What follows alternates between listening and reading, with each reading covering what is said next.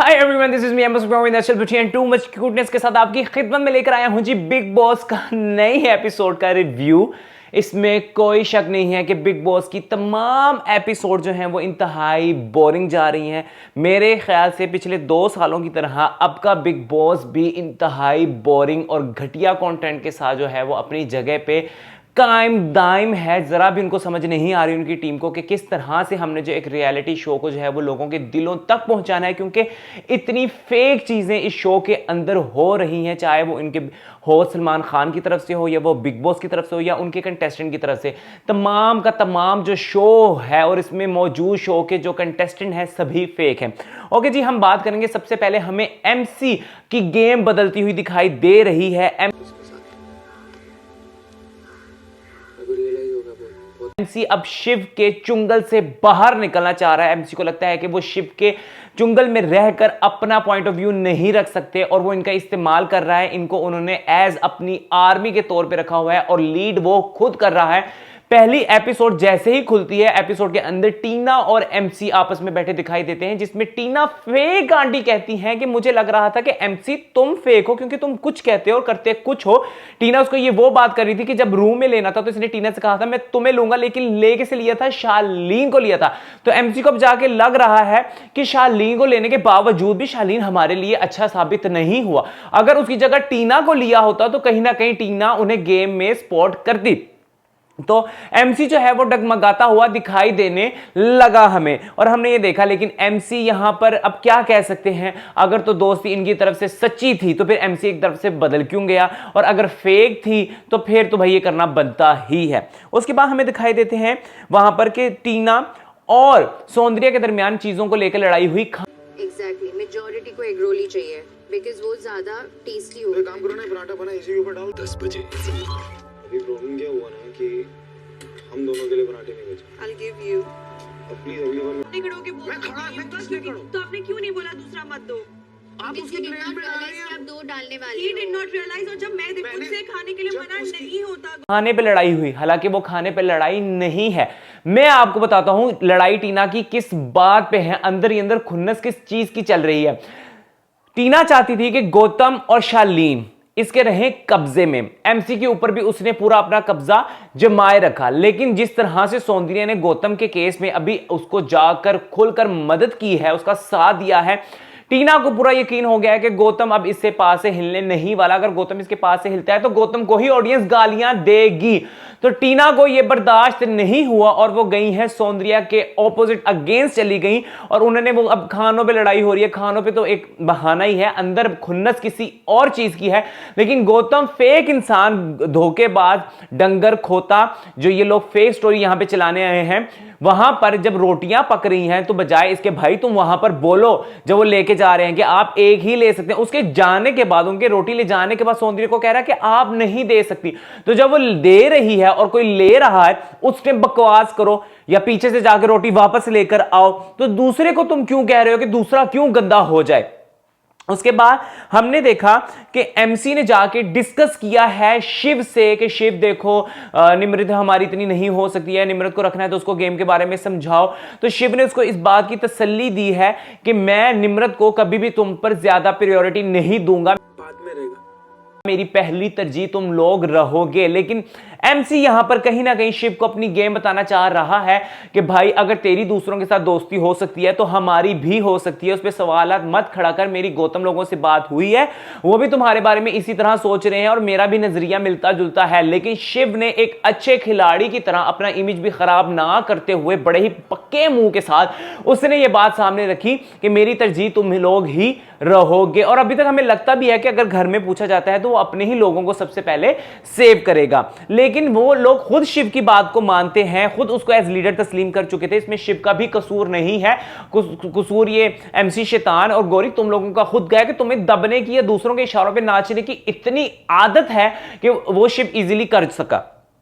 उसके बाद हमने देखा कि अर्चना ने कहा गौतम से कि मैं ये खाना बनाऊंगी, वो करूंगी, फलाना करूंगी। तो गौतम ने कहा ठीक है, अर्चना ठीक हो रही है, अर्चना से मुकाबला नहीं करना पड़ेगा, अर्चना मेरी टांग नहीं खींचेगी। तो जो अर्चना कर रही है वो कह रही है वो कर लेते हैं। जाके सौंदर्य से कह रहा है कि तुमने खाना बनाया तो दूसरा भी बना दो। सौंदर्य तो मील्स करूं और उसकी कन्वीनियंस है कि वो डिनर करेगी तो वो डिनर करेगी। मेरी कन्वीनियंस किसी ने 30 डेज से सोचा है, या मैंने अपनी कन्वीनियंस किसी के सामने आज तक? मैंने कहा मैं तुम्हें हाथ पकड़ा, भाई तुम तो पूरी बाजू लेने लग गए हो, तुमने तो मुझे पूरा खींच लिया। तुम वहां पर गौतम का कहीं भी स्टैंड नहीं रहा, इतना बुज़दिल डरपोक भाई। अगर तुमने डंके की चोट पे कैप्टनसी एक्सेप्ट कर ही ली, माफिया, फिर ठीक है मैं कैप्टन बन गया, फिर माफिया, तुमने मिस्टेक वाली बात की थी, तुमने बाद में कहा जी नहीं नहीं मैंने मिस्टेक नहीं बोला था, तुमने कहा था साजिद को कि मुझसे मिस्टेक हुई है तो आपसे भी तो कभी हुई ही होगी, ये तुमने बात की थी वहां पे। लिहाजा गौतम का कोई स्टैंड नजर नहीं, गौतम फट्टू है। अर्चना की इस बात से, अर्चना, हालांकि मुझे अर्चना की गेम बहुत बकवास और बोरिंग और इरिटेटिंग लग रही है, लेकिन इसके बावजूद उसकी बात पे मैं 100% इत्तेफाक करूंगा कि गौतम जो है वो फट्टू है। जाके जब उसने सौंदर्य को, सौंदर्य ने ठीक कहा कि तुम तो भाई मेरे पे काम सारा डाली जा रहे हो, तुम अपना स्टैंड तो लो कहीं पे, तुम्हारा कोई स्टैंड नहीं है, तुम बोल नहीं सकते। फिर हमें दिखा कि एमसी जो है वो गौतम और सौंदर्य की जो है आपस में दोस्ती करवा रहा था, क्योंकि एमसी का सौंदर्य के साथ जो एक कनेक्शन है वो बड़ा रियल बॉन्ड हमें होता हुआ दिखाई भी दे रहा है। पहले दिन से था, लेकिन गौतम ने जो अपना फेक वाला जो लव था वो बड़ी जल्दी चला लिया था, जिसकी वजह से ये एमसी लोग एक कॉर्नर हो गए थे। लेकिन अभी जो है एमसी को सौंदर्य का रोना बहुत ज्यादा दुख रहा है और एमसी चाहता है कि इन दोनों का आपस में मेल जोल हो जाए, जबकि तुम लोग ही थे जो कहते थे कि इनका भाई फेक चल रहा है, फेक चल रहा है। तो भाई अब तुम लोग फेक कर रहे हो, अब तुम लोग मान भी गए हो कि इन दो मील्स करूं, और उसकी कन्वीनियंस है कि वो डिनर करेगी तो वो डिनर करेगी। मेरी कन्वीनियंस किसी ने 30 डेज से सोचा है, या मैंने अपनी कन्वीनियंस किसी के सामने आज तक? लोगों के दरमियान सच्चाई थी जब इनकी क्लास लगी और उसको उन्होंने सच्चा साबित करने के लिए गौतम की तरफ से किस तरह से फेक है, मैं आपको एंड पे जाके इसके बारे में तफसील जरूर दूंगा और आप इसके बारे में जरूर सोचिएगा।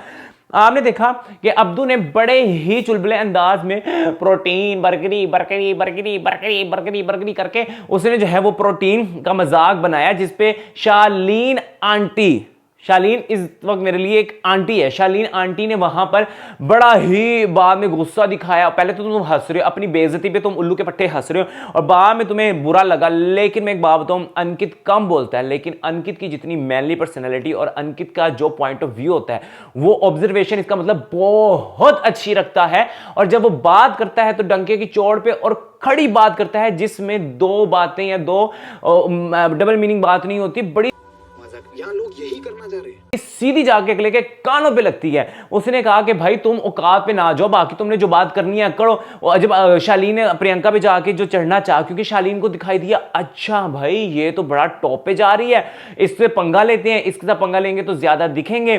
तो अब शालीन ने क्या किया, अब वो प्रियंका के पीछे हाथ धो के पड़ा हुआ है। आपने देखा होगा कि अर्चना को भी शालीन ने ही भड़काया था। हम पहले बात करेंगे यहाँ पे अंकित ने जब कहा कि भाई जब तुम्हारे दोस्त बीच में आ सकते हैं तो मैं तो इसका हूं ही दोस्त, तुम्हारे फेक दोस्तों की तरह तो नहीं, तो मैं तो आऊंगा ही। तो वो मुझे बड़ा वैलिड पॉइंट लगा था। उसके बाद जब गौतम के लिए सारे बैठे बिगो ने कहा कि इसको तमाम इख्तियार दिए जाएं, तो सबने कहा नहीं देने चाहिए। तो गौतम को वहां पे अपना बड़ा अच्छा पॉइंट ऑफ व्यू रखना था, लेकिन गौतम फट्टू बोला ही नहीं। मेरा दिल किया थप्पड़ मारो, जूती मारो चवल के मुंह पे। लेकिन जो वहां पे गोरी बोली, गोरी बेस्ट,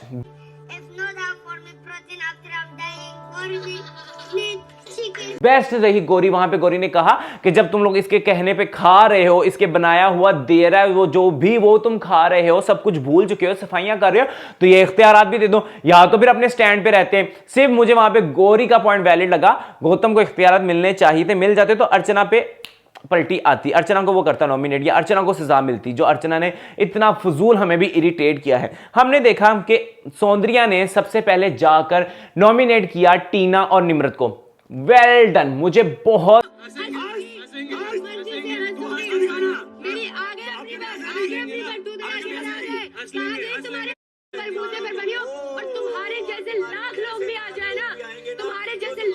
मजा आया, क्योंकि निम्रत भी किसी की सगी नहीं है। निम्रत भी सिचुएशन के हिसाब से अपनी बातों को तोड़ मरोड़ कर करती है और इधर से उधर बात को करती है। वो किसी की भी नहीं है, वो गौतम की भी नहीं है, वो शिव की भी नहीं है, वो टीना की भी नहीं है, वो किसी की भी नहीं है। निम्रत किसी की भी नहीं, टीना उसको खुद समझ नहीं आ रहा कि उसकी गेम है किस तरफ।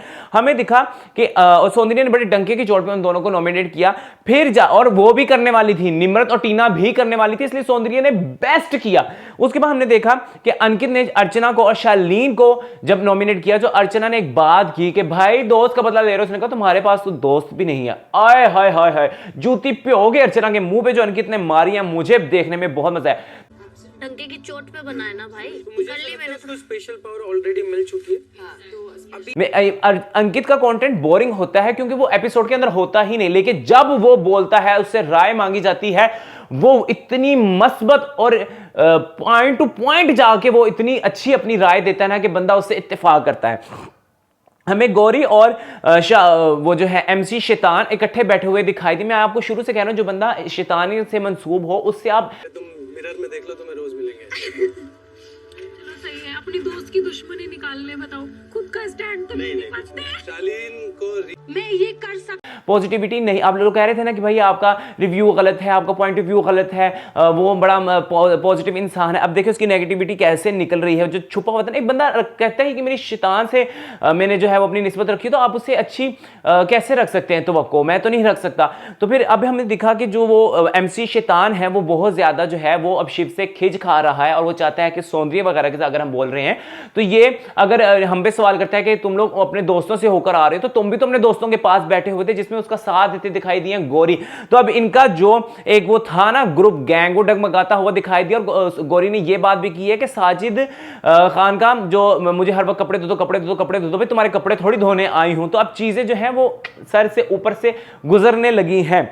उसके बाद हम देखते हैं एंड पे जो मैं साबित करना चाह रहा था कि गौतम का प्यार कितना बड़ा फेक है, जब साजिद खान ने कहा कि मैं गौतम को तकलीफ देने के लिए सौंदर्य का छुरा खोप रहा हूं। मुझे साजिद की लॉजिक बिल्कुल भी अच्छी नहीं लगी थी। साजिद को कहां से इनका प्यार, गौतम को तकलीफ होनी चाहिए थी इस बात। उसको पूछने जाके, तुम जिसको ज्यादा टाइम दे रहे हो उसको सोचो फिर। हाँ जैसे उसके ऊपर 2-3 चीजें हुई ना, तो उसको भी तो अपना खेलना है। इसने अपना बात पे कि आपने मेरी वजह से जिसे मैं प्यार करता हूं उसको तकलीफ दी है, या तुम हमें कहीं सौंदर्य से माफी मांगते दिखाई देते कि मेरी वजह से तुम्हें लोग नॉमिनेट। कुछ हुआ है, उसका गुस्सा इन्होंने कहीं ना कहीं मेरे ऊपर निकाला है फॉर नो रीजन। तो और इन्होंने मेरी इंडिविजुअलिटी पे सवाल उठाए बिना ये जानते हुए कि करें जिसकी मुझे तकलीफ हो रही है।